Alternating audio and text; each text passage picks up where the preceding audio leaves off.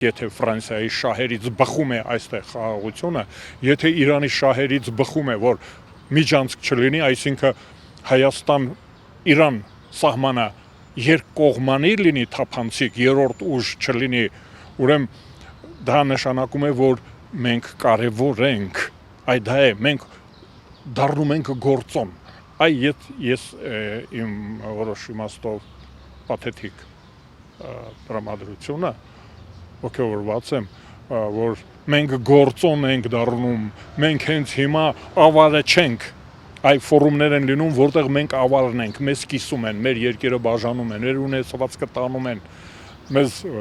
հայհոյում են, իսկ սա այն դեպքն է, որ մենք գործոն ենք, մեզ հետ հաշվի են նստում, մեր մոտ են իրար հետ հաշիվ մաքրում, այ Ֆրանսիայի արտաքին գործերի նախարարի հայտարարությունը հաշիվ մաքրել էր միջազգային